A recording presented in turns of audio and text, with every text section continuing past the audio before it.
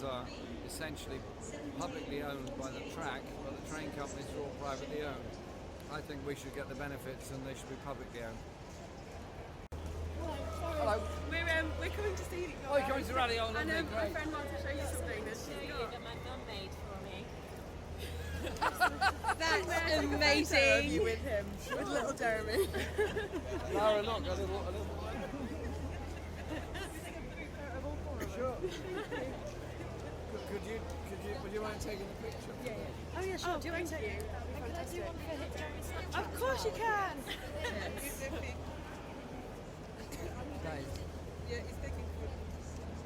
Great, thank you. One for Jeremy's Of course, Snapchat. yeah, we follow Jeremy's Snapchat. Right. Jeremy.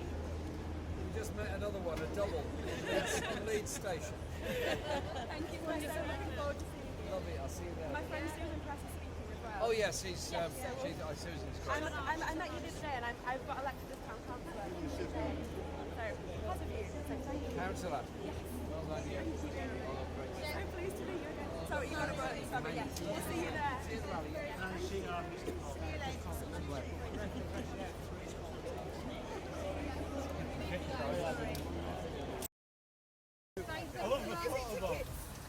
I don't know, what's the arrangement for tonight? It's now SCP, so if you haven't had it, you're likely to get in. If you want to come by, I will do something if you get it. Great. Thank you. This is our team, our group. Oh yeah, I've got a t-shirt. He made this himself. Oh, I love that. Yeah. It's you getting arrested. Let's get a picture of you two together with that. Unfortunately, this one's arm. Yeah, we've been here. Seriously, because I tried to find one on the internet and I couldn't find them anywhere. I decided to capture this.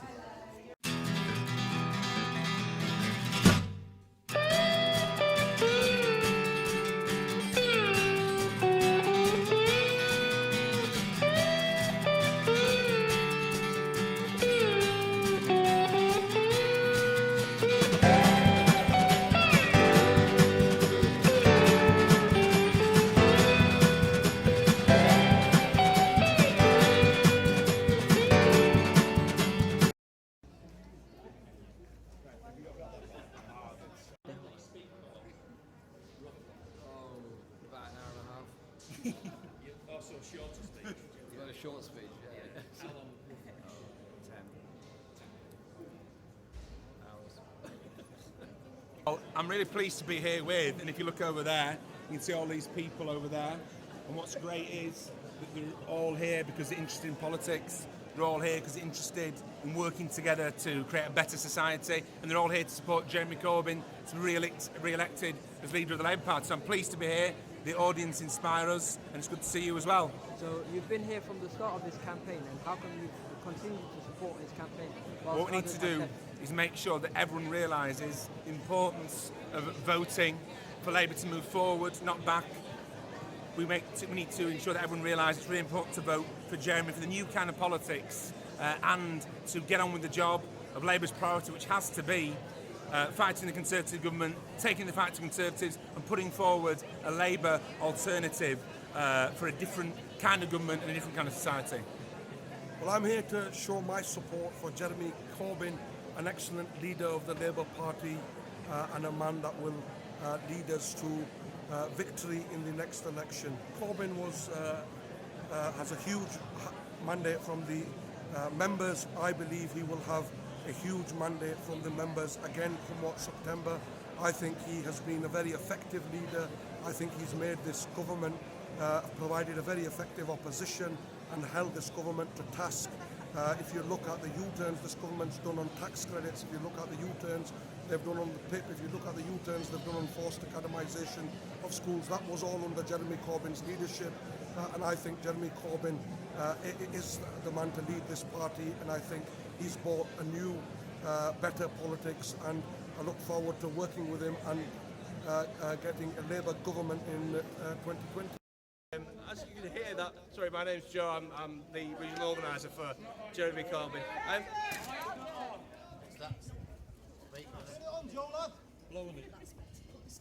Hello. Cracking, thank you. Right, so you could all hear that in the hall, from the hall coming out here. Jeremy's going to come out and do a speech for you, but until we get a complaint from somewhere else, if you can all hear it, if you want to stop about after that, that's up to you. So, and hear the rest of the rally. So, thank you everyone for coming. Sorry we can't get everyone in. I'm sure you appreciate. This man is just so popular that we're overcrowding, overflowing everywhere around the country. Thank you very much, Leeds!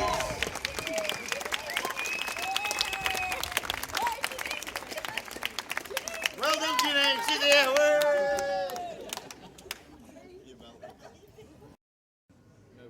No, you your own warm-up act. Let's go.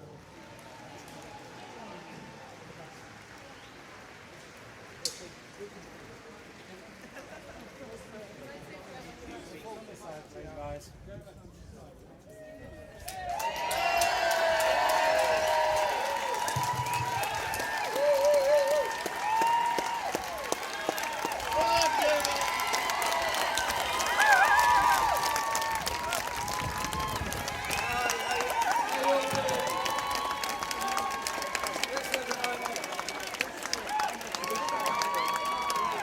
I'm really sorry you're stuck out here tonight, but it is a nice evening. It's not raining, so we're okay on that score. Last night in York, we had a...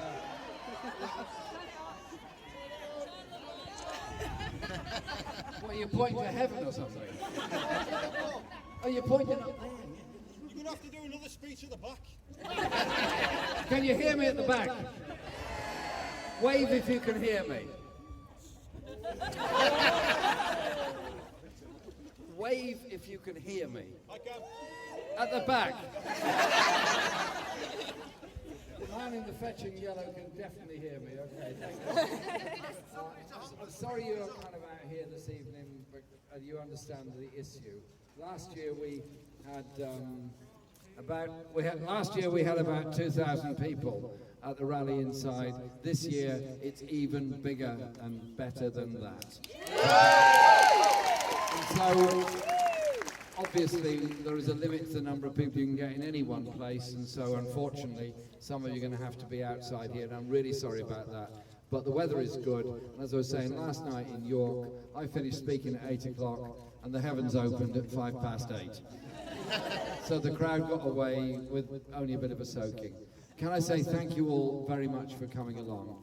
This is another rally we've held today. This afternoon we were in Hull, and we had thousands of people turned out in the centre of Hull. They turned out because they wanted to hear something different, because they wanted to have a different approach to politics within our society. And I have been challenged in my position as leader of the party. I fully understand that. I was challenged in the court by people with a lot of resources in which to make that challenge. The court found firmly, absolutely, in our favour that I had a right to be on the ballot paper. And of the constituency Labour parties that are nominating, and many are nominating, we've already received 51 nominations as of last night from constituency parties all over the country, in all parts of the country. But what this is also about is the politics of our time and how we deal with the issues that people face. We live in a society that is grossly unequal and becoming more unequal. We live in a society where young people are told, sorry, you're going to be worse off than your parents' generation, and your children are going to be even worse off than your grandparents' generation, and there's going to be an intergenerational cascading of lowering ambitions, greater poverty, and greater inequality. This is in a world that is increasingly wealthy, and in a world that is increasingly technical, in a world where there's the most fantastic ability for us to technically do things and change things. So it's the politics that's wrong, not the technology that's wrong. It's the ability to think of how we can do things differently that is so lacking. And then you look at what is happening within our society. I'll give you just a couple of examples. This week, finally, BHS stores gone under. Philip Green, the owner, managing director, major shareholder, former government minister for efficiency, actually. Kind of interesting. Lives in a tax haven and sails off in a very expensive yacht bought on the proceeds of not paying tax because he registered himself in Monaco. And what's happened? Hundreds, no, thousands of people lost their jobs. Those stores have been closed, and the job losses are not just in those stores, it goes back through the whole supply chain. There's a cascade of misery, a cascade of job losses, and a cascade of poverty that follows. He thinks he can walk away. He thinks he can play ducks of drakes. Surely we need a government that's prepared to intervene, to protect those jobs and ensure that those people who think they're above paying taxation are brought back to reality, that everybody's going to pay their fair share of tax, and we're not going to tolerate tax havens and tax avoidance and tax escaping on the kind of industrial scale that goes on at the present time.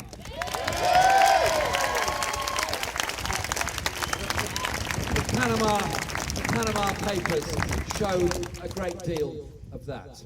And then there's other examples, many other examples. Let's just give you two more. Lloyds Bank, this week, profits went up by 101%. Very big increase in their profits over 1 year. We, all of us, were really generous. In 2008, we bought Lloyds Bank, we bailed it out. It was really kind of us, wasn't it? We did it because we wanted it to succeed, we wanted it to be there. We're all shareholders in now a proportion of Lloyds Bank. They made these big profits, 2.5 billion profits. Now, most companies that make a big profit have some degree of social conscience and give something back to their employees. Lloyds Bank gave a lot back, 3,000 job notices to their staff and 200 branches being closed. Where was the government intervention, despite the bailout, despite the shareholding, to say to Lloyds two things? One, you can't do that. And secondly, we want an investment strategy for you that creates manufacturing jobs in this country, that helps to develop the economy of this country, rather than just the monetary economy, which seems to be the only thing you can understand. We want a banking system, surely, that works for the entirety of the community, not for the chief executives and the shareholders of those banks. Surely that has to be the priority. And so when John McDonnell proposes a national investment bank with regional investment banks to go alongside it, that achieves two things. One is it ensures there is a public investment fairly distributed across the whole of the country on capital investment projects. Why is it that London gets 22 times more than the North East, for example? And you can look at the many other examples around the country. And also why we allow good inventions to take place in all of our universities and then don't fund the development of those interventions. Surely a national investment bank could ensure that we develop those jobs and develop that economy. This isn't particularly radical stuff. It's absolutely normal in Germany at the present time. Surely we can learn something from that and ensure we have that degree of investment. And then you look at the standards of employment in many places across the country. Sport Direct is built on the site of Shirebrook Colliery. My great friend, Dennis Skinner, explained very well in Parliament exactly what it was about. And he just did an intervention on a speech by John, and he simply said this. He worked in Shirebrook Colliery up until he became an MP. At that time, the colliery employed people on reasonable wages. They were all unionised. They were all there together. They were in a community together. There was a strength of community about it. And they produced coal, which helped to run the industries of this country. Margaret Thatcher came along. That Tory government, with its ideological hatred of manufacturing industry and powerful trade unions, destroyed that pit, destroyed that community, destroyed that industry, and has left them to the miseries of lack of development, lack of expansion, drug taking on a huge scale, and social dislocation, because there was a lack of investment in those coalfield communities. What comes along and replaces that eventually? Mike Ashley in Sport Direct, 0 hours contracts, underpaid people getting less than the aggregate of the minimum wage, The ambulance called frequently because of people falling ill in this dangerous working conditions. Fire engines frequently called, and so on. Abominable and appalling working conditions, which even an all-party select committee condemned. What is it about modern Britain that we tolerate these kind of working practices, this degree of exploitation, and then blame the workers in the factory for the condition they're suffering, rather than the people that are ensuring that happens? And so we have a lot of ideas on employment law. One of them, first, is end the scandal of 0 hours contracts and the insecurity that goes with it. Secondly, end the scandal of charging people, potentially with huge costs, for having the temerity to take an injustice to an employment tribunal. Surely that is wrong and has to be dealt with. And thirdly, giving people positive rights at work of representation, positive rights to be represented at all stages. So we repeal the Trade Union Act and replace it with a positive rights at work agenda. And I've asked Ian Lavery, MP, to undertake what we call Workplace 2020, which is a discussion with unions, yes, with small employers and big employers, yes, and with self-employed people about their working conditions, their access to benefits, their access to training, and their access to support. That is our party reaching out to everyone to say, we're going to put together a strategy for proper rights at work, but also recognising that workers have an enormous amount to contribute to a company. How many of you in your workplace think of all the things you could do better than the people that manage you from some distant place? Hands up. Yeah, I can see all the hands. And are you given the chance to do that? No, you're often ignored. Surely the asset of any country, the asset of any organisation are the people that actually do the work and build things. So that has to be the right way of looking. So it's a question of the mentality of how you look at things. And there are many other things within our society before I come on to some points about how we go forward. Our health service, for example, is something I'm intensely proud of, the fact that we have a national health service free at the point of use as a human right. Most people in most countries, most parts of the world, don't enjoy that sense of security. All of us know that if we have an accident on our way home this evening, an ambulance will come, we will get to a hospital, somebody will look after us, and however painful or bad our injuries might be, we won't be worried about having to pay for the medical treatment we're getting. It's a fundamental security, a security of mentality that we have in this country. It didn't come by accident. It came because brave people argued the case for healthcare as a human right and won that argument after the Second World War. And whilst all parties now pay lip service to the principle of a national health service, in reality, it's being privatised before our very eyes. It's being stripped apart before our very eyes. 49% of all health service work is now put out, or due to be put out, to the private sector. And with the rationing of medicines, because of the cost of some of them, and the insufficiency of funding in many places, the increased waiting lists and waiting times, the difficulties of discharge of often frail elderly people because of the shortage of adult social care, the health service is creaking. The social services are creaking. And at the same time, there's this almost subliminally powerful advertising campaign to appeal to those that can afford it to buy private medicine. If this goes on, if it's allowed to go on, what then happens is, instead of being the universal national health service that we've all been brought up to love and admire and rely on, it will become a health service of last resort for those who can't afford to go private. I don't want that. We are not going to let that happen.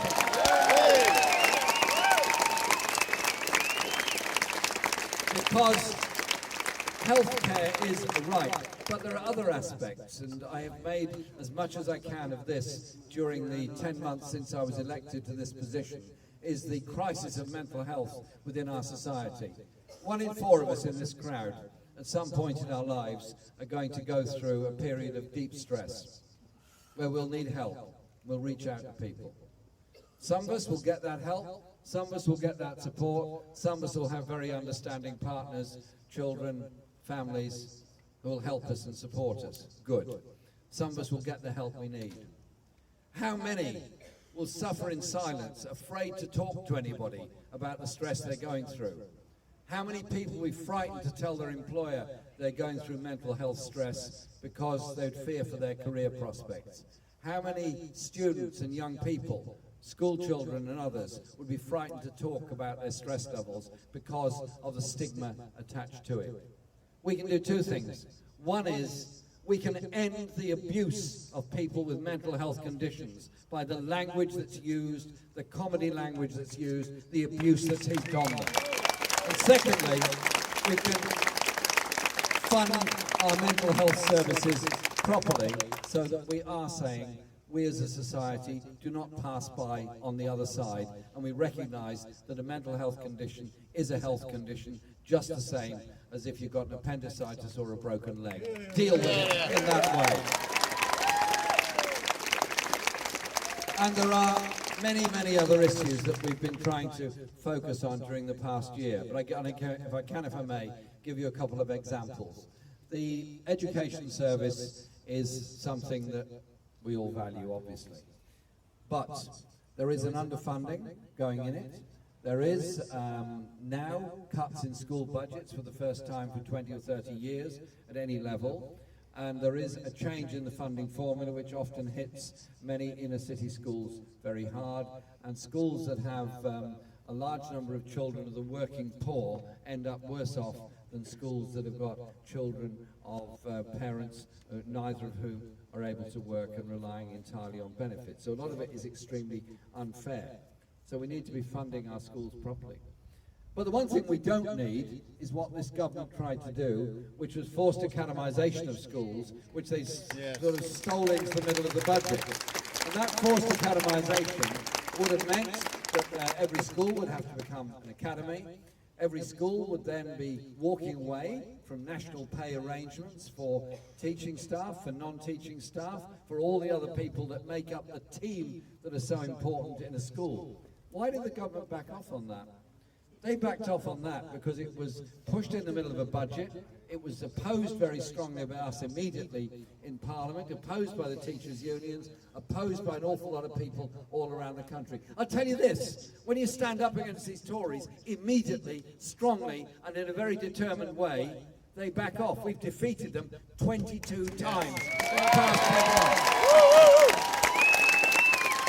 So, our detractors who claim that our opposition to them is ineffective, I say to them, look at the record of what we've achieved in the past 6 months. Look at what we could achieve working flat out together to oppose what the Tories are doing. Flat out together, telling them where they're wrong and the kind of world that we want to create. So there are many, many issues that we face as a party, but let's look at something, a couple of very, very positive things. Party membership for the Labour Party was around 200,000 at the time of the last general election. I got a statement this week from our party head office of the current membership, 543,000. And in 48 hours, 183,000 people registered to vote in this leadership election. Rather more than the entire membership of the Conservative Party over the whole UK voted to register to take part in our leadership election. So this election is about the direction that our party goes. It is about an economic policy that is saying austerity is a political choice, not an economic necessity. It's a political choice that creates greater and greater inequality within our society. It's a political choice that has been made by this government, was tragically to some extent made by our party in the past, In the 2015 election, we had many good things in our manifesto, but also was a proposal that there should be a continuation of the public sector wage freeze and cuts in public expenditure. We are no longer saying that. We are no longer using that language. We're a party of investment, we're a party of expansion, we're a party of properly funding public services for the good of all and not punishing public sector workers for the work that they do. And it's about the future that we offer to people all over this country. Poverty is a terrible thing. Housing inequality and injustice is a terrible thing. People sleeping on the streets is a terrible thing. Is it necessary? Is it right? No. Why does it come about? It wasn't always like that. There was a time when there were very few, if almost nobody, sleeping on the streets. There was a time when the majority of people were decently housed. Since we've allowed the free market to let rip on the private sector, since we've encouraged the destruction of council housing as a concept, since we've turned housing associations into housing companies that are doing as much development for free market sale, and often more than they are for social renting, we're building in a crisis of children being brought up in overcrowded, insecure, expensive, private rented accommodation, of families being driven out of council housing by aggressive development policies in some inner city areas, and saying that council housing is somehow or other a thing of the past. I tell you this, the housing crisis at the end of the Second World War was dealt with by successive governments that invested in housing for all, provided that security of tenure and security of living for many families. I want a Labour government that's going to invest again in secure lifetime tenancies for council tenants. And I want a government also that's going to regulate the private rented sector to end the scandal of 6-month tenancies, and local authorities have been given the encouragement and the power to introduce low interest rate mortgages for first-time buyers as a way of getting everybody an opportunity of somewhere to live.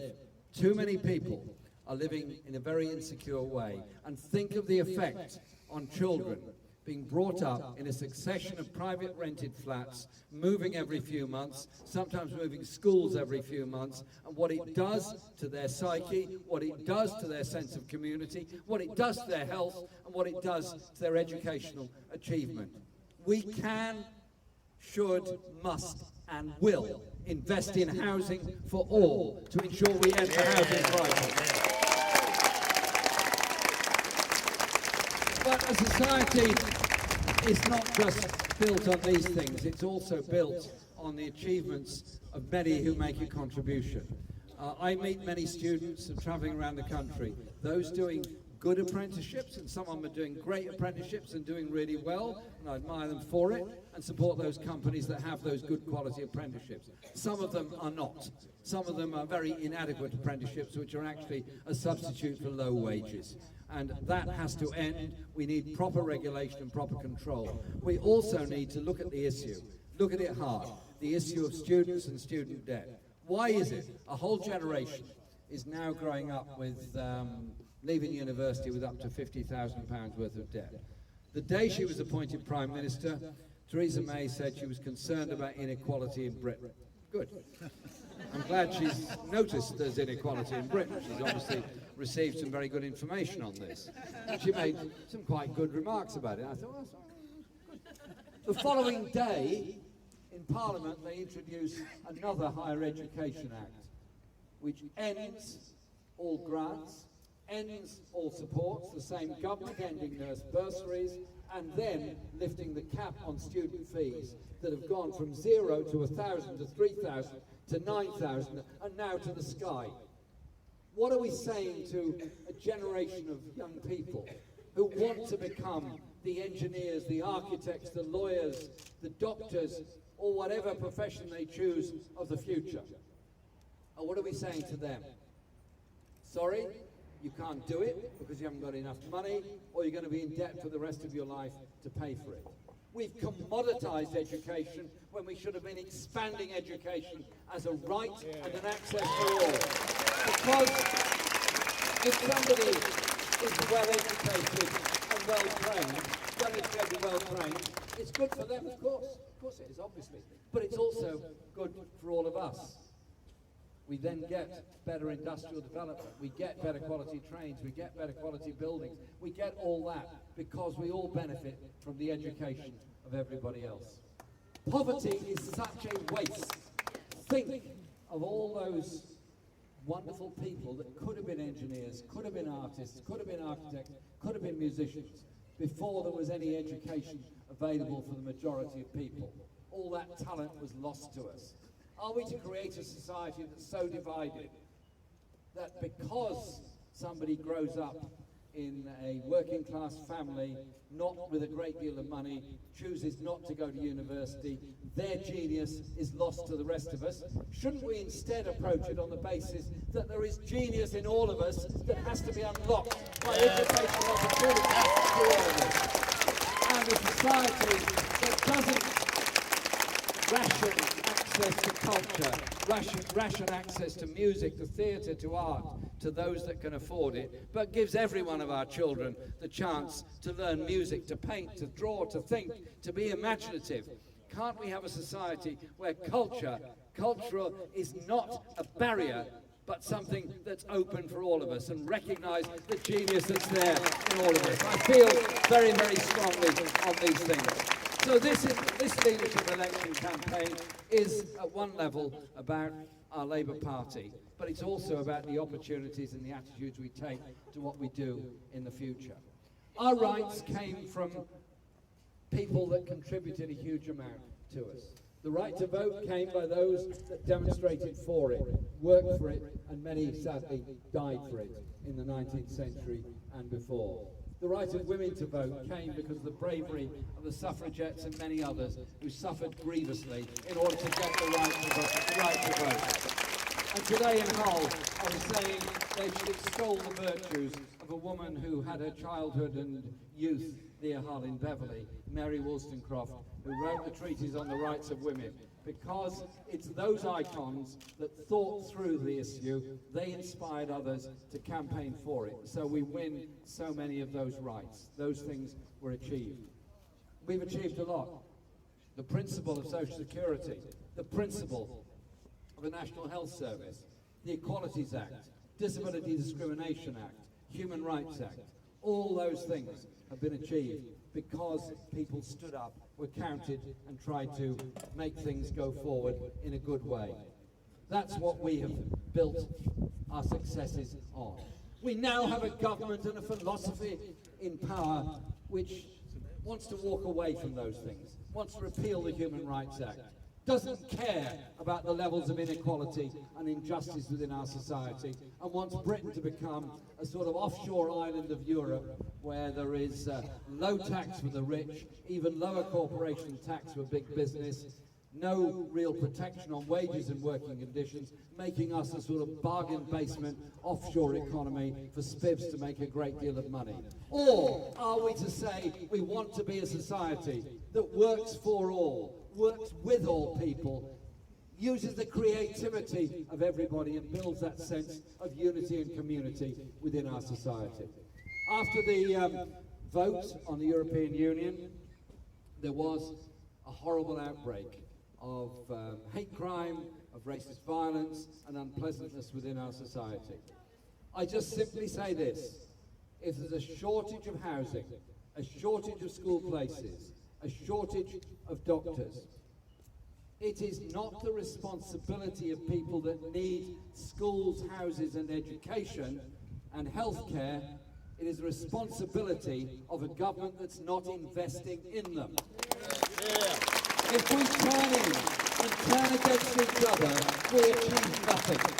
Prejudice and hate never built a house, never built a school, never trained a nurse, only led to more prejudice, more hate. It's a cycle to nowhere, other than a nasty, divided community. Tonight, we're a big crowd here in Leeds. We are people who come together and achieve things together. When we work together, think together, talk together, we achieve together, we create that sense of justice and common endeavour within our society. When we allow ourselves to be divided, we go down the road that the only thing that matters is competition and the only thing that matters is defeating the person next to you, you end up in a very difficult and not very happy place. I know what kind of society I want to live in. I know what kind of endeavour I want my party to put in to this election campaign now, but above all into the election campaign that starts on September the 24th to win a general election, to defeat this Tory government.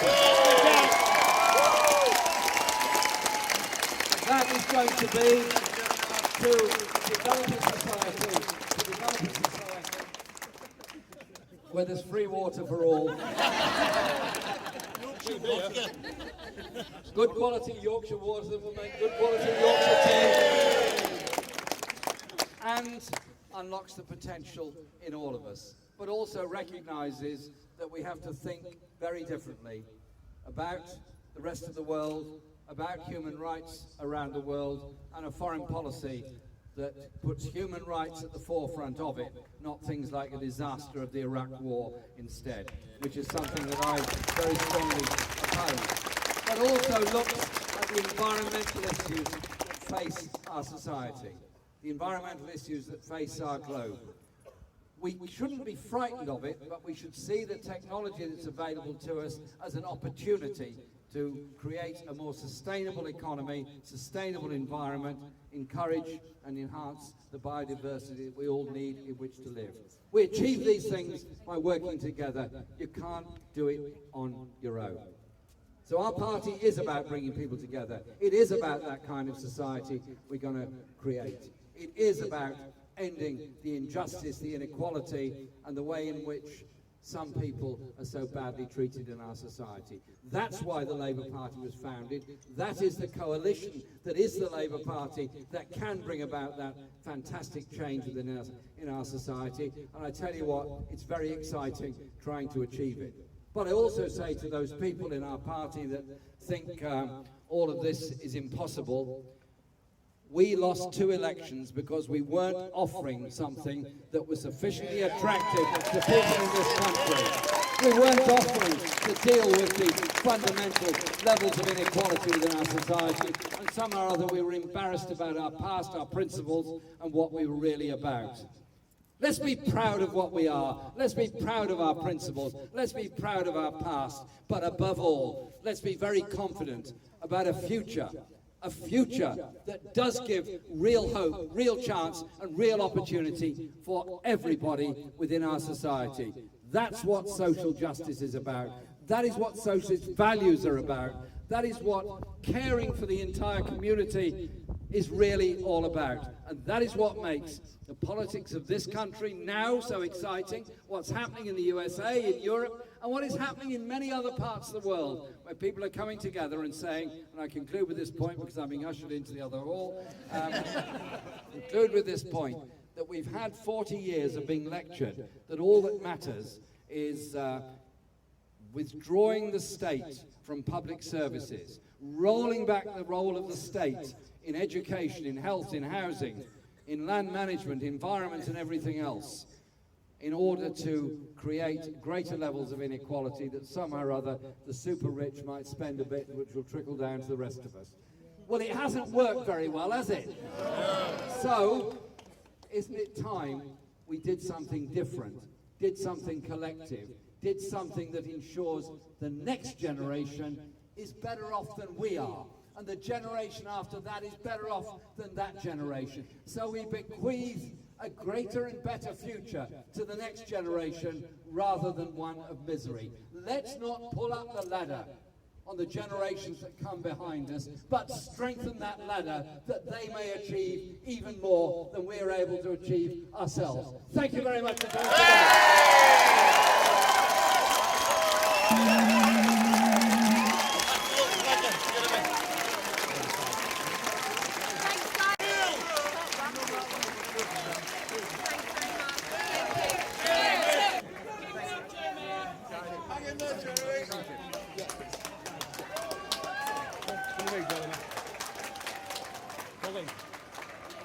fighting for true social housing in Leeds and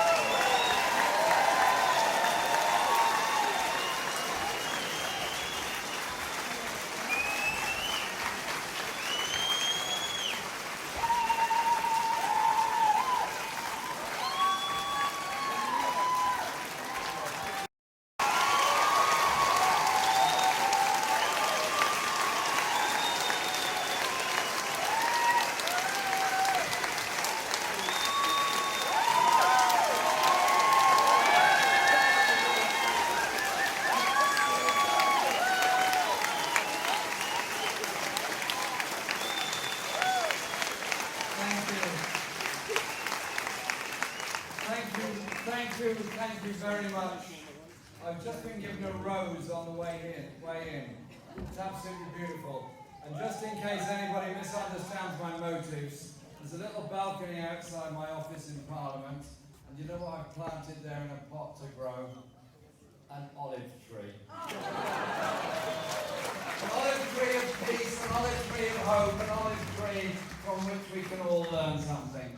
And I'm sorry I was a bit late coming into this event here in the Armouries tonight because there was like 1,000 people, no trains mate, they worked all right today, getting heckled here in the front row. There was 1,000 people outside who couldn't get in here because of health and safety requirements. Thank you all of them for patiently waiting outside, and I went out to talk to them earlier so that everybody got part of this meeting. And when we had a leadership rally here just a year ago, at that point it was the 5th rally of the day that we'd held, and at that point it was the biggest rally we'd ever held as part of the leadership campaign. And it taught me something. It taught me something about the way in which, if you give people the opportunity to express their hopes, their views, their ambitions, their determination to achieve a better society, then our party is made stronger, more people come on board, and we achieve much more, and we're not dictated to by those above us. It's our strength, our people coming together. And so when Richard was talking earlier and put the case so well of what his life is about, what his work is about, and what our society is about, I want to say a big thank you to him, to Imran, and the other members of the shadow team we've got in all the positions that they hold. When the problems started on the day after the European referendum, Richard Bergen didn't walk away, Imran Hussain didn't walk away, John McDonnell didn't walk away, Brian Abbott didn't walk away.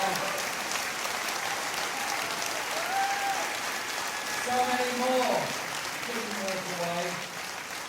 They stepped up and took on the responsibility of taking the fight to the Tories, of putting it out there for the kind of society that we want to create.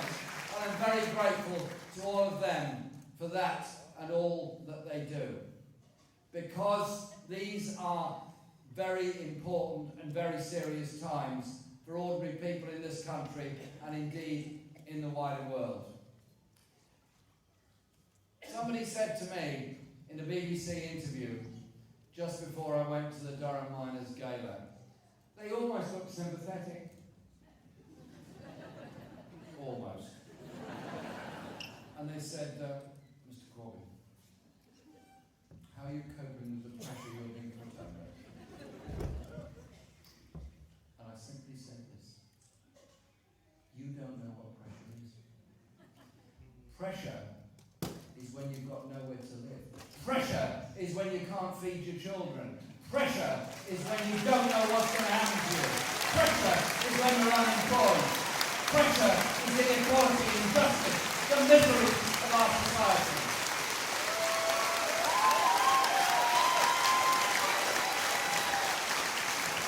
None of us are under any pressure. We're proud and honoured to do the job you've given us to do and the responsibility you've given us to carry out. That is why we, all of us here tonight, are in this hall. Think about 3 examples of injustice and inequality that's going on in Britain today.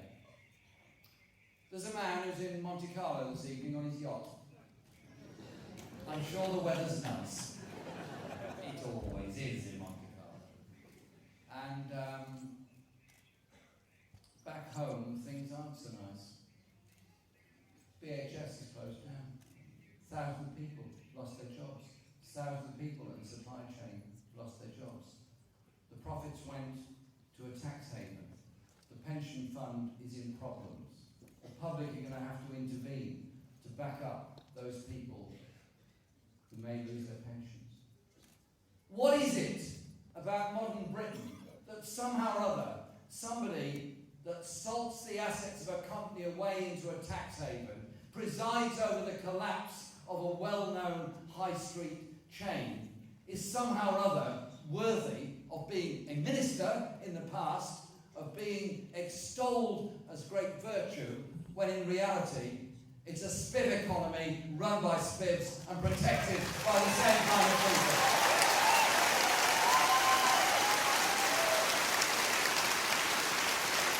That is just one example of the way in which those that have given their lives to work in that company are somehow or other disregarded.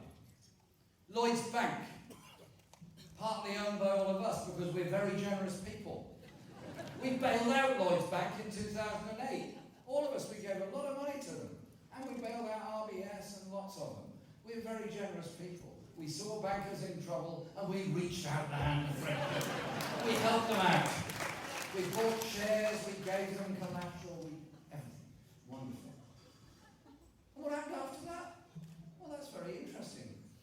Did they then have an investment code which said no longer will we put money in offshore accounts, no longer will we finance buy-to-let mortgages, knowing that that's going to result in greater housing injustice, inequality and insecurity?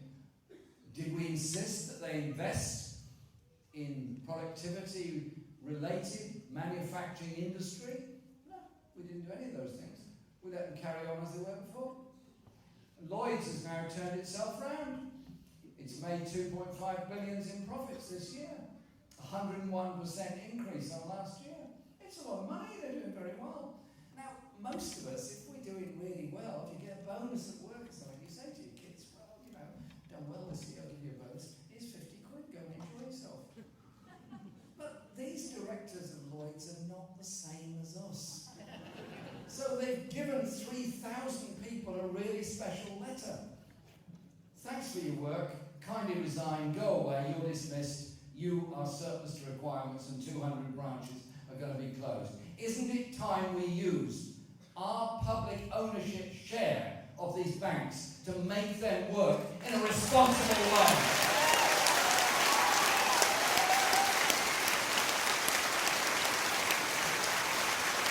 And there's other examples of inequality in modern Britain.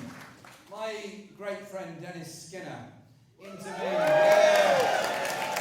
Dennis sends his support and regards, and I tell you what a fantastic friend and comrade Dennis has been over a lot of years to all of us in lots of struggles and lots of falls.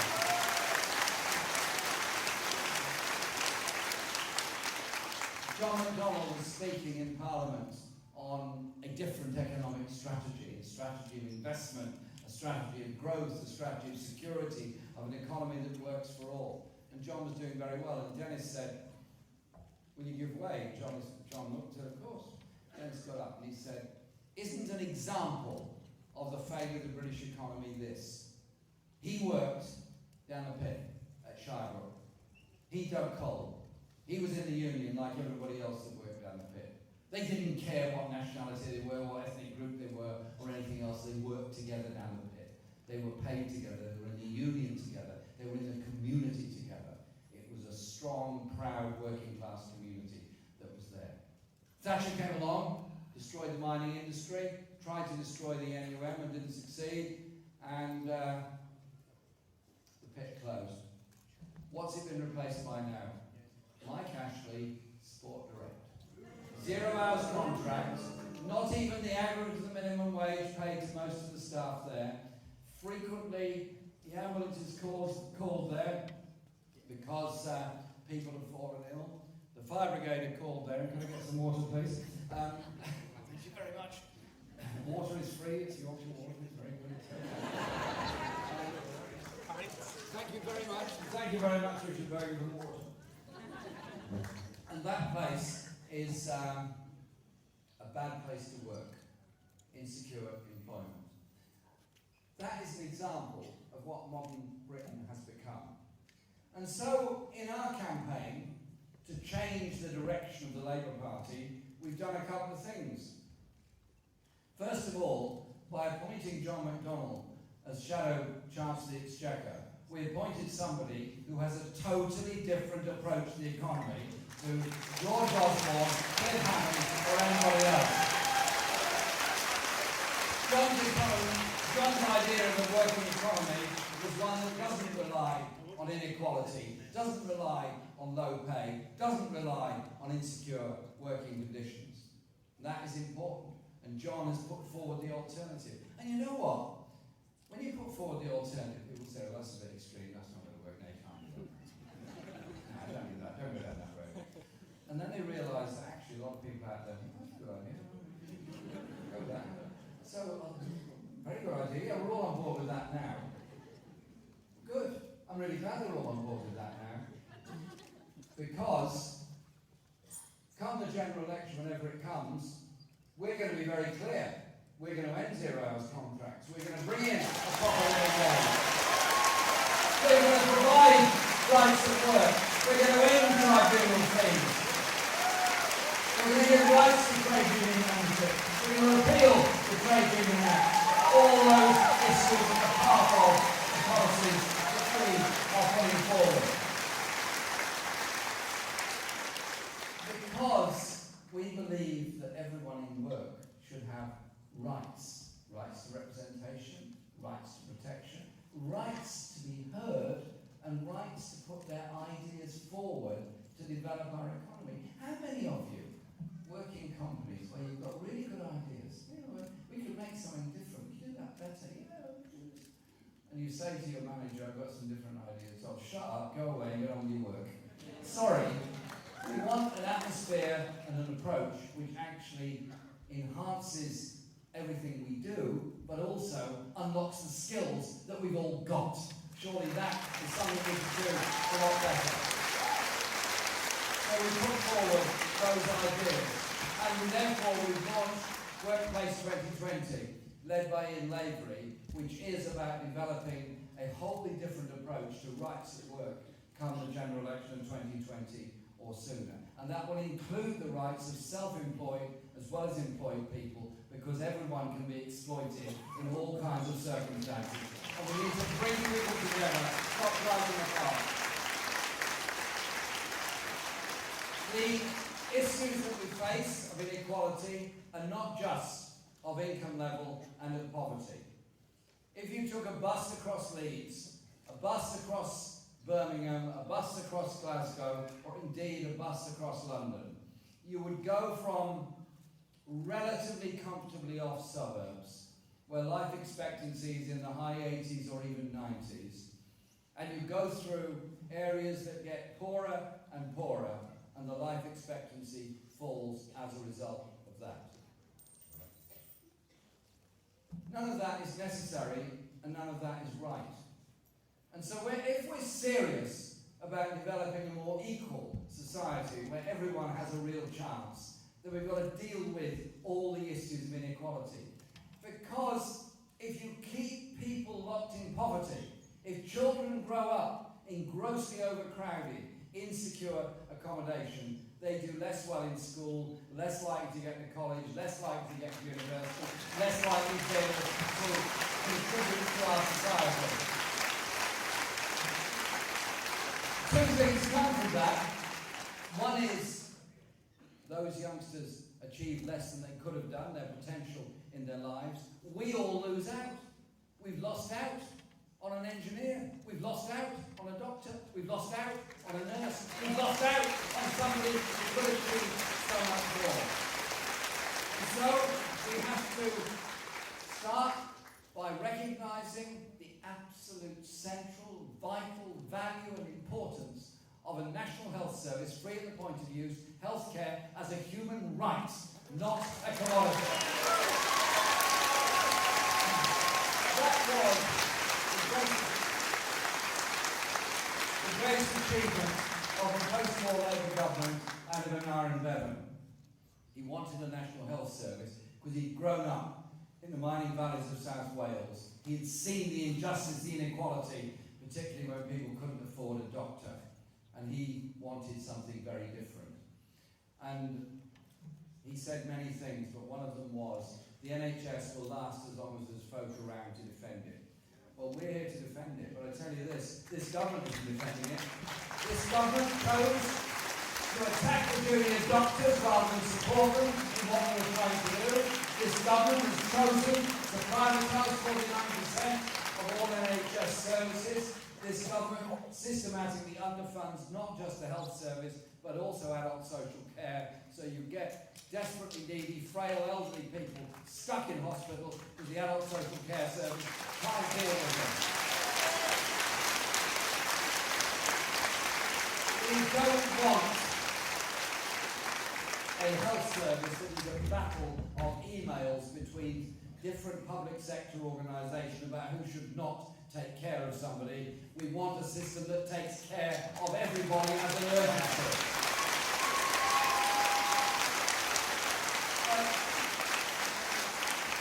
If they're allowed to carry on as they are, the underfunding will continue, the queues will lengthen, the waiting times and waiting lists will lengthen, and those that can afford it will be tempted more and more into private medicine. The restrictions on expensive medicines on the NHS will get deeper and deeper, and suddenly you wake up one day and find the NHS is not the first port of call for every one of us, but the health service of last resort for those that can't afford to go private.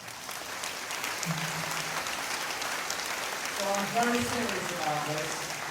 Our absolute priority is a properly funded national health service so that they will continue free at the point of use.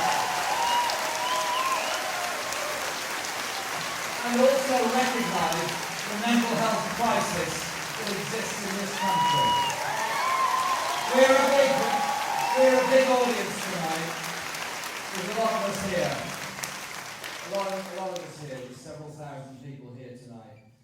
1 in 4 of us, at some point in our lives, is going to go through a mental health crisis, a stress crisis. We might be lucky. We might have a very understanding partner, family, friends, who look after us, and help us get through it and recognise it is something that could happen to anybody. We might have a good system locally that will help us get through. But then again, we might not. Or then again, we might be a young person in school or a student in university or college who is frightened of the stigma of saying they're going through a mental health crisis to tell anybody about it. We've got to change the language, the mood music and the approach towards the mental health crisis within our society. And we start by doing it ourselves in a way that we treat and respect each other. It's that important, that vital, and so vital that we do it. Because some people are frightened to talk about it, for reasons of stigma, yes, reasons of what their friends might think of them, what might say to them, but also what their employer might think of them, where their career prospects go to, and all that goes with it. So let's reach out as a movement, as a party, to change the language on that and push this government as hard as we can, but look forward to a Labour government that will properly fund the mental health service in this country. There are so many other areas of inequality to talk about, but one that is so strong and so important is the question of housing within our society. I mentioned earlier the insecurity of children growing up not knowing where they're going to be living a few weeks or a few months later, wondering why their box of toys is endlessly packed up and taken somewhere else and unpacked again, why they have to keep moving school, why they sometimes have to keep moving town altogether. What does it do to them? What does it do to their psyche, their sense of security? What does it do to the sense of community? We're a nation now of a very large proportion living in the private rented sector, and it's increasing very, very fast. Isn't it time that public law caught up with it, and we had greater security, much longer tenancies, much fairer rents, much better conditions in the private rented sector? And what we're up against is the Tory government and the coalition government before that who didn't understand it or didn't care about it. So when Theresa Pearce, a Labour MP, proposed an amendment to the last housing bill, now the Housing Act that went through, simply saying, it was really extreme, you know, she's kind of far left, Labour extremist, everything that the Daily Mail really doesn't like, said every home that's put on the private rented market should be fit for human habitation. Really extreme stuff. Way off, baby, well done. You know what? They voted it down. The Tories voted it down. Sorry, it's going to be us. It's going to be the Labour movement that brings in real protection, real security, and real regulation in the private rented sector. And as an economic option, as well as a social necessity, we will invest in council housing with secure lifetime tenancy, so that we turn our backs on this whole Tory agenda and we task local authorities with the resources and the need to support and accommodate the homeless that exist and sleep on our streets all over this country. There is something deeply wrong about that. And I simply say to those who are relatively well off, living a fairly secure life, got a decent place to live, nice job and everything else, people say to me, well, how do you appeal to them? What's Labour ever offering to them? I simply say to this, if you're well off, you're doing okay, fine, good luck to you. But are you comfortable when you walk home and you see people sleeping on the streets? Are you comfortable when you see people in a deeply distressed situation begging around the railway stations and the bus stations of this country? Are you really comfortable with the idea of forgotten Britain, those that live on the margins and sadly die on the margins? We're better than that, and we can create a society in which everybody matters and everybody counts.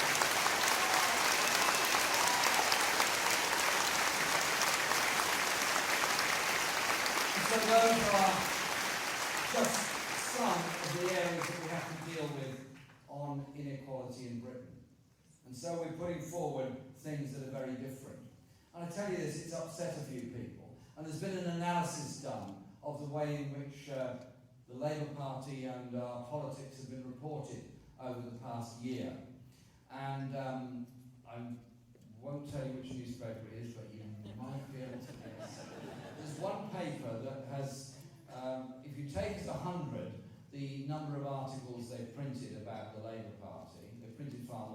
take it 100 to get the percentage, you'll find that 83 of every 100 articles has been downright hostile to the Labour Party. 17 can be loosely described as informative and neutral. Not one has said anything positive whatsoever about the Labour Party. Then you go through all of our national titles and you find that almost 80% of the coverage has been downright hostile to what we're trying to do. The level of abuse and denigration that's been thrown at us is unprecedented in modern political times in this country. And it doesn't stop. It doesn't stop at the print media.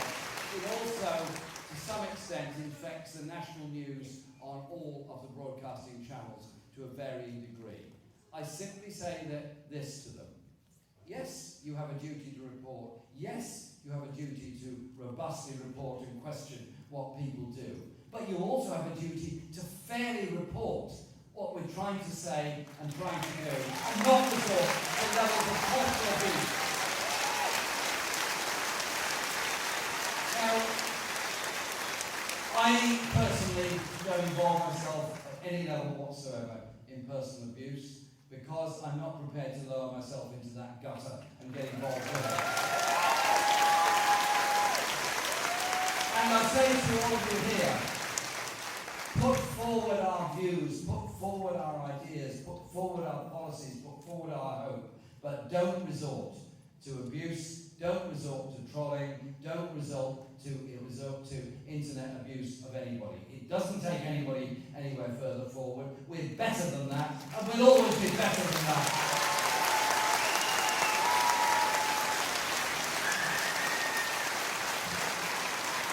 And so over the past year, we've been trying to put forward this different approach and these different ideas.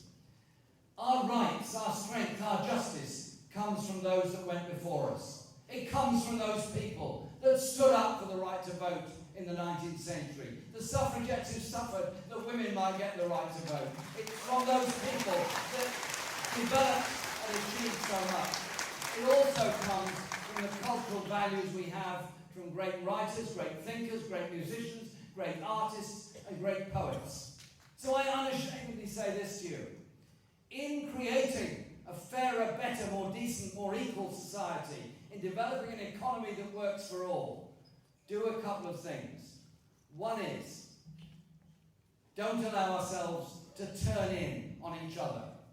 Be proud of multi-ethnic, multi-faith Britain. Don't turn in on each other and allow racism to take over in any way or any stretch of the imagination. But also,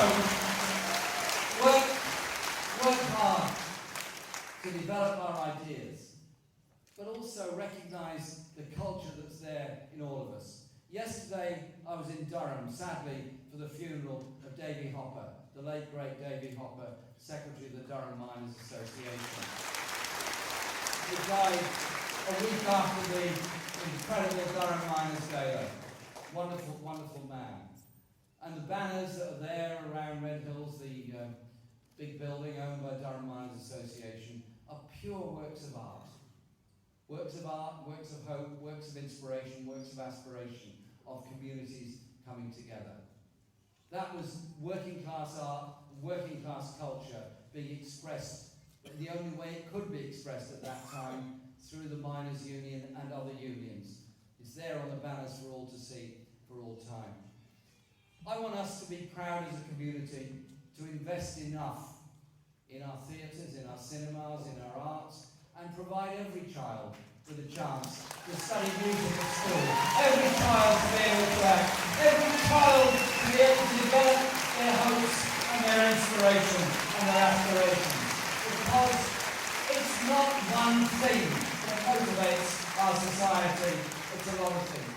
When we do things together, when we work together, when we campaign together, when we turn a piece of wasteland and disused land into a park, when we get social housing built, when we get a good hospital built, when we get a good nursery and a good school, when we get better quality jobs and employment, we all benefit and we all achieve together, and we get on better as a community together. So the message we're trying to put is of the kind of world that we can live in. We want to live in a world of peace and justice, as Richard has so well explained. We want our foreign policy to be one of human rights, democracy and justice around the world. Stop the terrors and horrors of the Iraq War. And we want our option, our offer, our plan, our determination, our endeavour to be how we bring communities together. Recognise the strength that we've got. Recognise the talent that's there in all of us. Recognise the kind of community that we can build. We don't have to be unequal. We don't have to be poor. We don't have to have people sleeping on the streets. We don't have to have grotesque income squirreled away into tax havens around the world. We can, will and must achieve something very, very different within our society. And so whilst at one level this is an election for the leadership of the Labour Party, a position I'm very proud and honoured to have and will continue to have, I hope, with your support.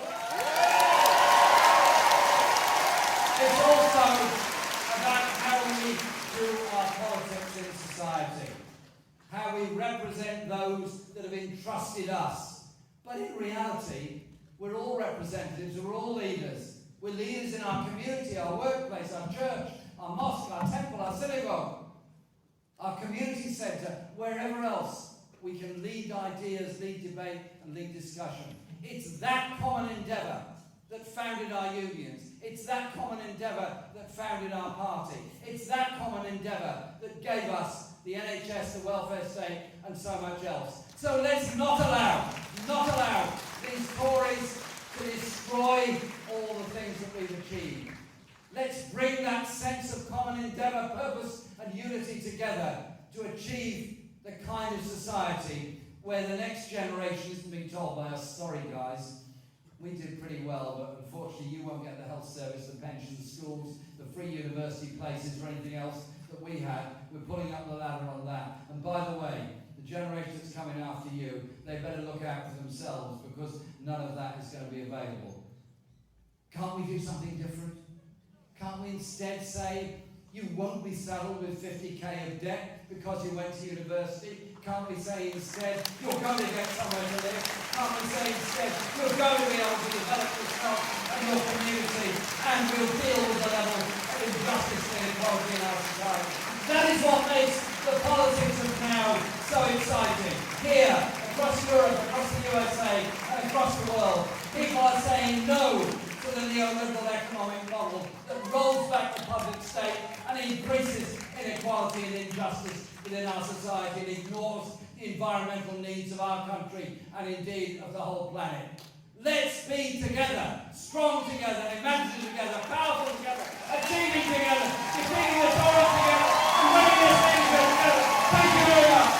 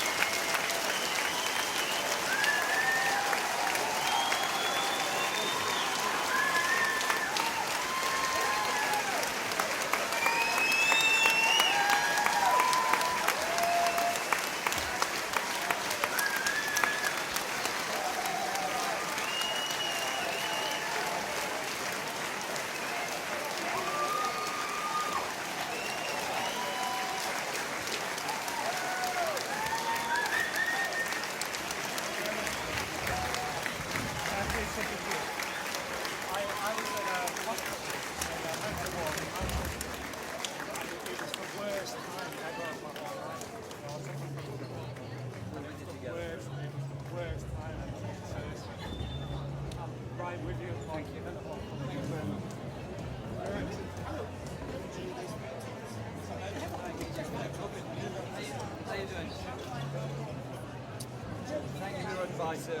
You help me.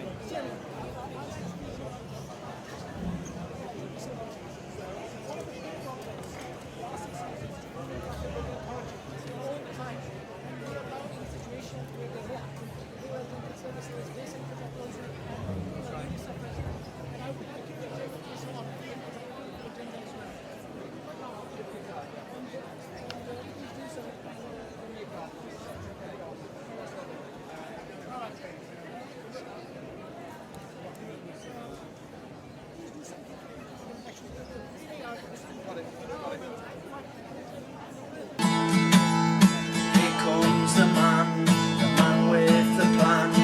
Can he change a thing? Well, yes he bloody can. I think that we can win, cause we've got Jeremy Corbyn. Here comes the guy for you and I. Can he change a thing? Well, at least he's gonna try. I think that we can win, cause we've got Jeremy Corbyn. Well, please tell Tony Blair when the bastard comes around, along with Maggie Thatcher, his project's in the ground. Oh, here comes the man with the plan. Can he change a thing? Well, yes we can. I think that we can win, cause we've got Jeremy Corbyn. Here comes the bloke, and it's no bloody joke. This time can be different if you give him your vote. You know that we can win, cause we've got Jeremy Corbyn. Well, please tell David Cameron his cuts are under threat. The Tories have been winning, but they've not beat us yet. No, here comes the man with the plan. Can he change a thing? Well, yes he can. I think that we can win, cause we've got Jeremy Corbyn. Here comes the change, a big old rearrange. The future's looking rosy, I know it's really strange, but I think that we can win, cause we've got Jeremy Corbyn.